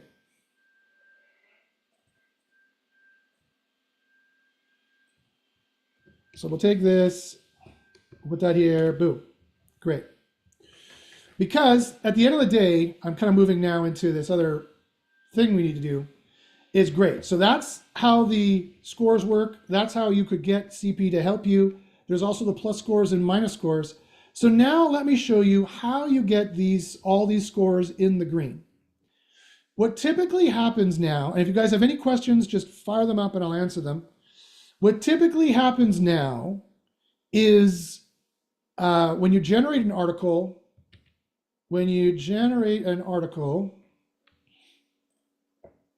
what typically happens out of the box is this score is too low, this score is too high, these are green. Usually what happens now. That's about as good as we've gotten it so far. Not always. Sometimes they're all in the green. Sometimes just one of them is in the red. The rest are in the green. To fix this, I need to add more content, quite frankly, because my semantic score is low. So it's not keyword density. It's the amount you mention the right entities is what it is. So the keyword density is low. The semantic score is low. And you can fix that by adding more words. It's the density compared to everybody else, not in the document, right? We need to be talking about the right topic as in the right frequency, just like everybody else. But we can't go over. So the question is, and then this one is too high as well. This one needs to come down. So people ask, and this is generally where they find themselves, so I'm glad we found ourselves here. So people ask, okay, well, how do I fix this, Josh? This is how you fix it. What we need to do is what I call the Marvel movie magic way of making muscles. You know, like Hugh Jackman and Chris Hemsworth, these guys, you know how they put on all this muscle for like these Marvel movies? This is how they do it, right? And this is how we need to do this in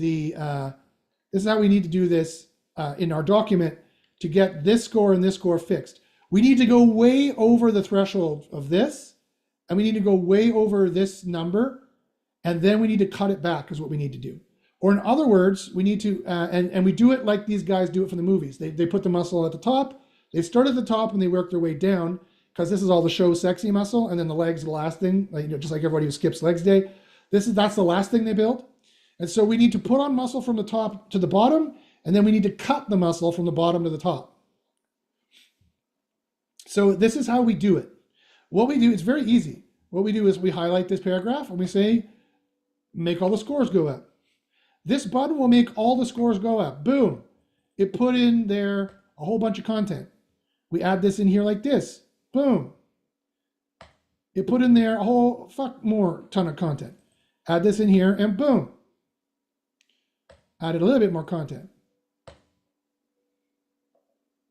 Add in a bit more content. And this is better to do it this way because this also has the actual keywords, the entities you're supposed to be adding. Then we save it. Then now just doing that content is boom, already put us in range here. Already in range. That fixed that. 3 clicks of a button fixed it. This is still the same amount. Quite frankly, I could say, okay, done. That's it, done. Done. Good enough. We're in range here. We're only 0.13 over here. This is fine. I could leave this alone now. What I would do is, this is a pretty boring article, so I might put a list here or put in an image. Put an image in here. I might put another image in here, or table, or list summary is another thing I can do. And I could do that here easily when this is done writing. When this is done telling you, every time you run these scores, it's going to send it to CP, and CP is going to try to guide you as to how to fix these as well. Okay, please make a UL, make a list of important TLDR for this paragraph.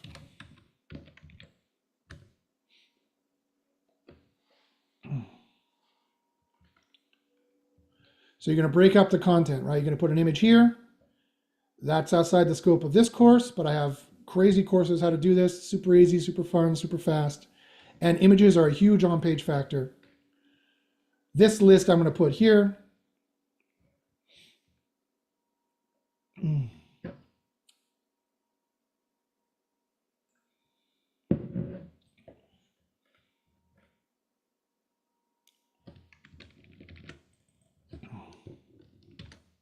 Summary. So remember, boom. This is actually too much content, pretty much. Boom, boom, boom, boom, and boom. Oh, and boom.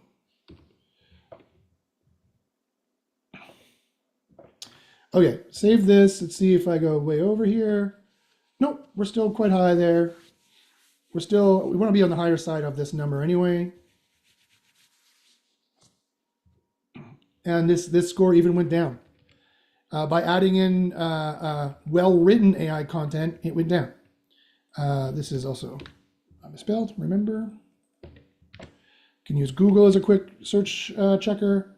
There we go. That's how you spell it properly. Boom, boom, boom, boom, boom, whoops, boom.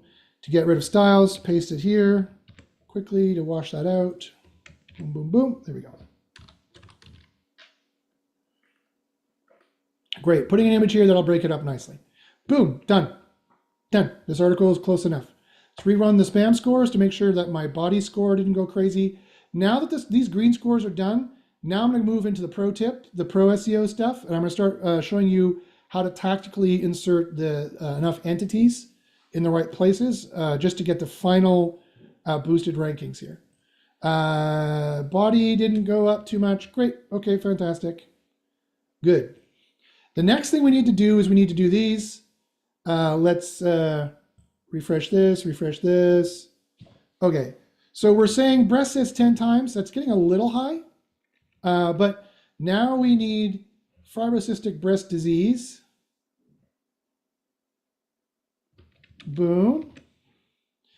We do say fibrocystic breast a bunch of times. So breasts and breast is going to be close enough. We say this twice.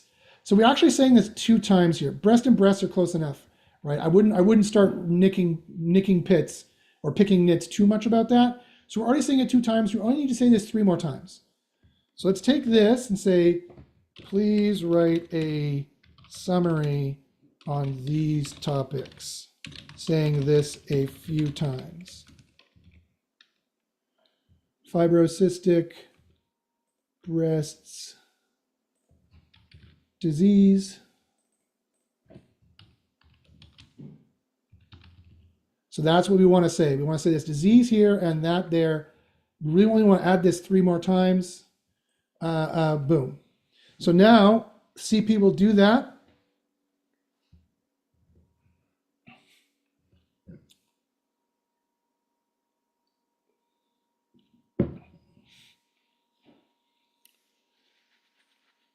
And then actually, let's change this summary to a table of info, to a table of data, useful as a reference for the reader, saying fibrocystic breasts disease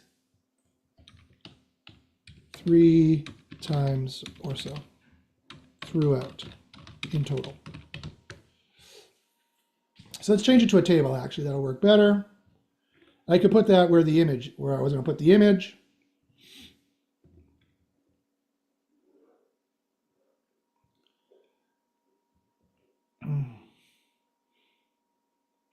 And this is pretty close. Fibrocystic changes in their breasts is pretty close to fibrocystic breasts. So that would be pretty close, actually. And I apologize if this is a depressing topic for people. I apologize. It's just the one here that someone asked me to do. Boom. And boom. Okay. Boom. Put there.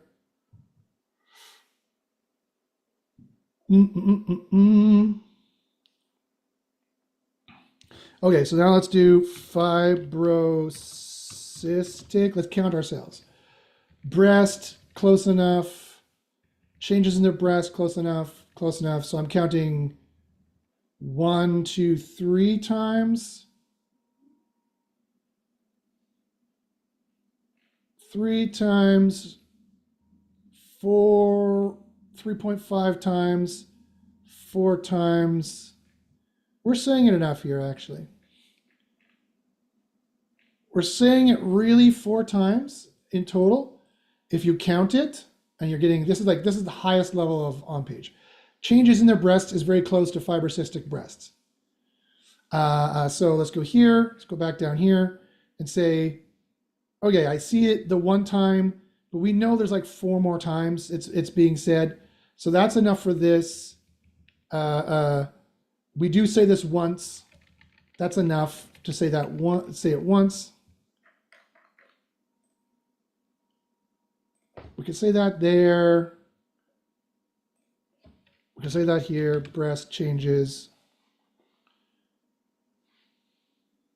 There we go. Now we're saying that many times. We can go down back here. So we got 1. We know we have like 4 times for this. Because I counted them. They're pretty close. And there's a couple other phrases that are like outside of this. So this is close enough to this. I would leave this alone. That we're saying this 10 times more than 7. That's great. We say this at least once. Fine. That's fine. This is done. This article is done. This article is easier than usual. I'll rerun this to see if we're over.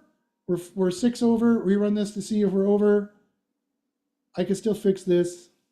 So this is what you would do. If you get over after you've stuffed everything in there that needs to be in there, you come down here, you highlight this, and you say down score.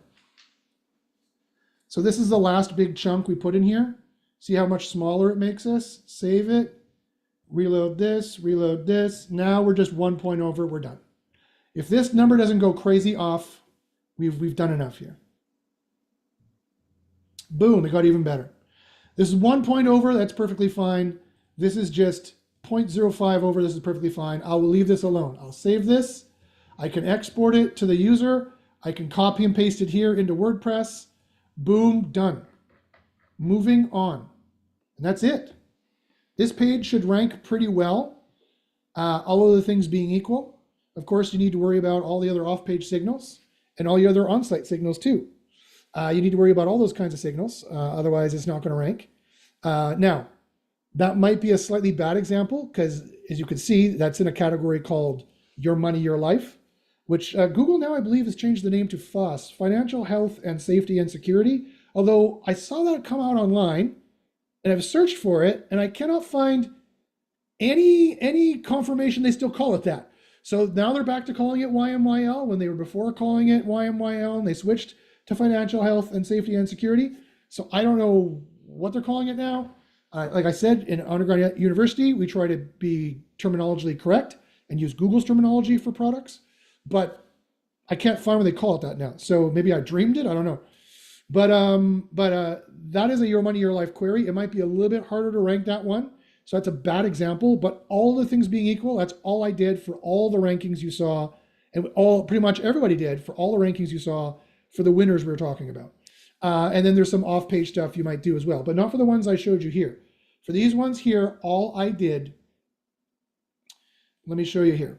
All they did for this was OnPage that I just showed you.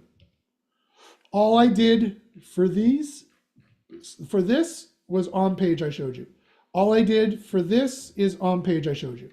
All I did for this was OnPage I showed you. All I did for this, first 100 clicks, OnPage. All I did for this, all these impressions and all these clicks, which got cut off, is OnPage, on these pages that I built. They're ugly pages if you go look at them. I don't say they're pretty. I still have to do CRO.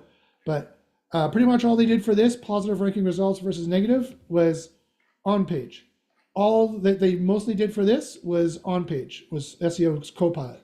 All I did mostly for this was OnPage, which was SEO Copilot they used for this.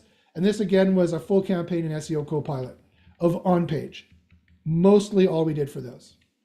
So in most niches, that would be enough to get some good rankings, whether it's page 1 or page 2, greatly depends on your competitors. But page 1 is entirely possible. Sometimes you can get spot number 1 with OnPage. And I've done it recently, including the AI overview and AI mode. And perplexity in this case. So it's not impossible. All right, guys. So that's it, 12 o'clock. Now let's move on to any questions you guys got. Don says, great session. Thank you, Josh. You're welcome, Don. Gold star for you. Any questions? If you guys have any questions here in the YouTubes, you let me know as well. What I'm going to do now is I'm going to give out the coupons, and I'm going to do I see your questions there. I'll answer them. I see them. So let me do this first. So as promised, there's gifts and coupons. I can give you as much as 100% off either SEO on SEO Copilot if you sign up for high enough for SEO University. And I've got huge discounts for SEO Copilot as well. And we got that 50% discount that's already going as well. So I would go to that page and take advantage of that discount. So let me show you again where that was. So it's this page here. You can get the 50% discount on 50% off for SEO CP. So let me put that here on the YouTubes. So it's 50% off SEO CP. Guys, throw in your Ask Me Anything SEO questions. I will answer them in a second. Also, the people who are on the call here, let me give you, also use this coupon code, super secret coupon code, to get super discounts for SEOU and SEO CP. If you sign up for a high enough account for SEO University, I give you a free SEO CP student account while you're a student, which has the higher level of access. You can build hundreds of pages because I want you to. I want you to build hundreds of pages because that's usually how you're going to be competitive, is by outcompeting them on-page creation. That's the best place to gain ground in SEO anyway. Pound for pound in terms of money, pound for pound in terms of time, pound for pound in terms of risk. The place where you can catch up on your competitors is not buying links, is not trying to fake off-page signals. It's by doing better on-page and on-site than they do. So I'll give you that coupon code on YouTube in a second. Now let's do the raffle live here to see who won. Who won the, well, it looks like only, so Robert responded and Stuart responded. So that is two people. So I'll roll this D6 here, and I'll randomly generate a number. Odds is Robert. Even is Stuart. Are you ready? Who's going to win? Odd. I rolled a 3. 3 points of damage from the short sword. So that means Robert won. Congratulations, Robert. You won. You won, my friend. Send me your URL, and I will, your SEO story, and I will get you your SEO Power Hour. So what Robert won is